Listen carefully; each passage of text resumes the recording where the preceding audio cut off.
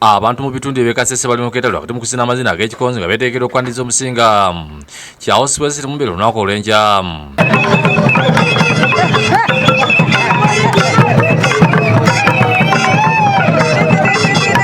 7 years minus coming. We are very excited. We are here in Kasese. Bano musanyu bategeeza nti ali basuba pulanize n'enteekateeka z'enkulaakulana ze yalina. Most of the cultural practices that were done by the kingdom had come to a standstill, but we are hoping that now that our king is back, it's going to be revived and our culture is going to carry on. We are very happy. We thank the government for releasing him and giving him authority of coming back home. Best bakuka myuka sente wakakiiko akaniriza Omusinga agambye nti okuddako Omusinga bagenda kukisanga omukisa ogw'okutabagana. Have too much hope that we are basically focusing at reconciliation, unity, peace, mindset change and socio-economic transformation.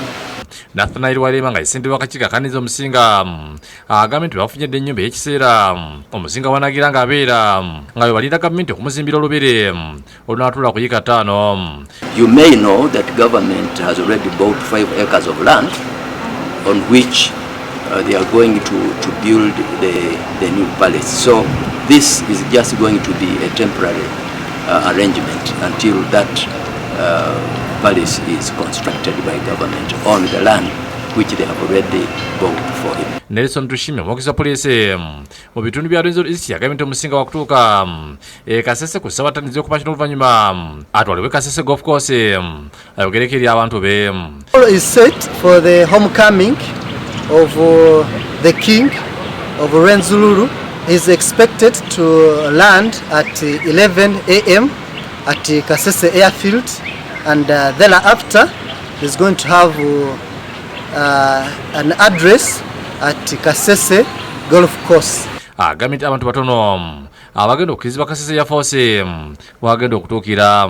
I'll only be allowing accredited officials from the kingdom and the royal family members and a few of the Kasese residents will access the airfield to welcome the king. The rest of the residents and the non-residents in Kasese will be at golf course. Omusinga yakwatibwa n'abantu basoba 200 mu Novemba 2016 ku busambatuko bwa Kasese ku misango egyekuusa ku butujju obutemu n'obunyazi nkulwakano kwaliwo abantu abawerako babugulamu obulamu kyokka gavumenti yamu ekisonyiwo neemukkiriza okudda Kasese. Muhanguzi Gilbert yakusakidde guli nkulawukire TV.